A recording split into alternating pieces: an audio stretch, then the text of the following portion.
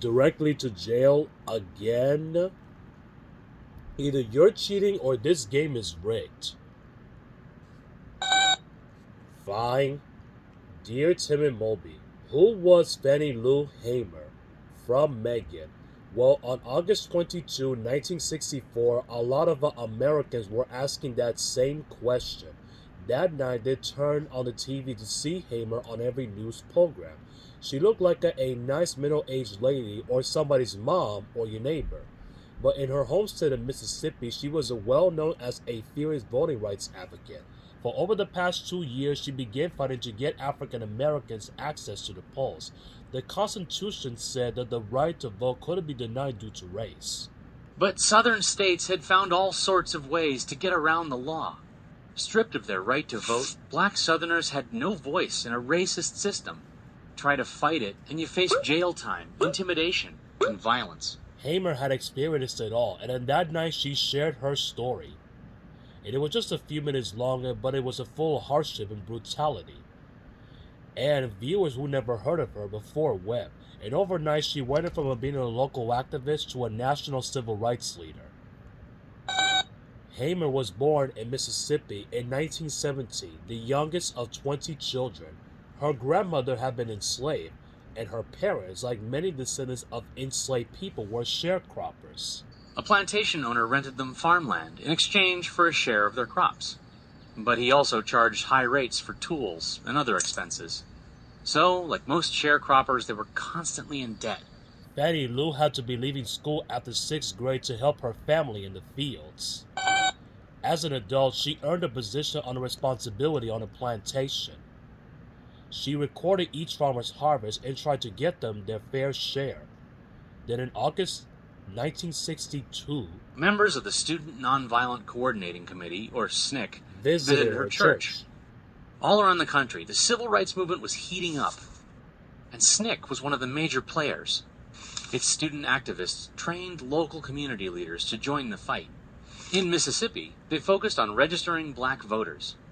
They told the congregation they could sweep out racist officials. Hamer was stunned. She didn't even know that she had the right to vote.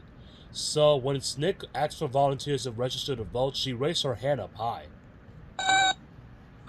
No, it wasn't even that simple.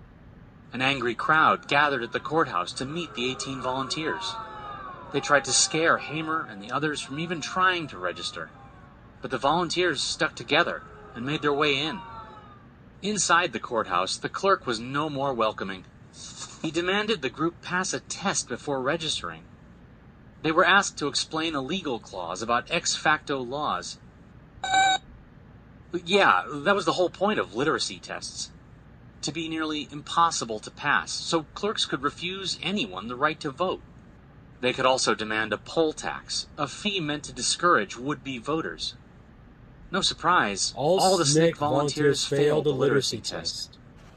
On the way home, their bus was stopped by the police. They said its yellow color was illegal. Hamer sang to keep the group's spirits until they were let go. That night, she was fired from her job and evicted from her home. The plantation owner had heard about her attempt to register. A few nights later, someone shot at the house where she was staying. And afraid for her children, Hamer considered leaving town for good, but she couldn't even convince herself to leave the place that her parents helped build. She rented a house from a neighbor and took a job with SNCC. Hamer's home became a gathering place for volunteers and civil rights leaders. Among them, she stood out. She wasn't male, young, well-educated, or middle class. She knew what poor black families endured because she lived it.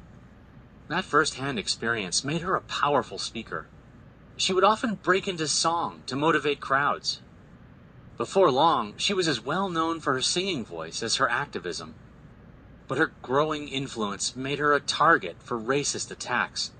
She got threatening letters and phone calls. And her husband lost job after job. Someone even threw a bomb at her house, though luckily it failed to explode. Then, in June 1963, Hamer and 6 fellow activists were arrested. They tried to eat at a whites-only diner. Local police held them for 3 days, beating and torturing them. Hamer's kidneys were permanently damaged, and she lost sight in one eye. Hamer and other activists realized that local authorities weren't going to change unless they were forced to. So in 1964, they started a massive voter registration drive called Freedom Summer. It brought hundreds of mostly white college students down to Mississippi. They went door to door, registering black voters. It was dangerous work. 3 volunteers were murdered in the first week.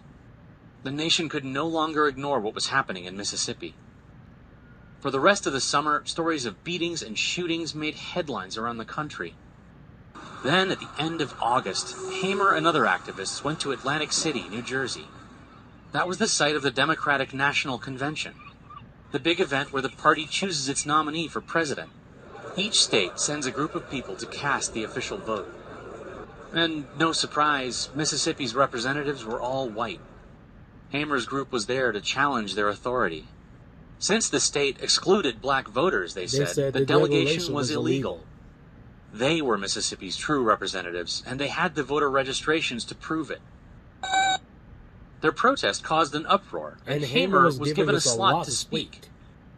Before a national audience, she described what she had endured, simply trying to vote, being thrown and shot by fellow citizens, beaten by the police, and she challenged the nation to consider its own values. Is this America, the land of the free and the home of the brave, where we have to sleep with our telephones off of the hook because our lives be threatened daily, because we want to live as decent human beings in America? Her testimony replayed on the news for days. Hamer and her group weren't seated at the convention. But a year later, President Lyndon Johnson would sign the Voting Rights Act of 1965.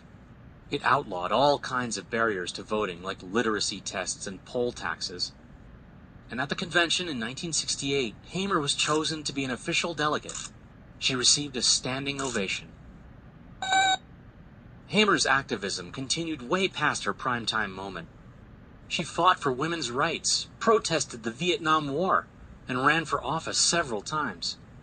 She founded Freedom Farm, a cooperative to help black farmers climb out of poverty. Before her death in 1977, she was buried there. Yeah. Yeah, I guess it is your turn to roll.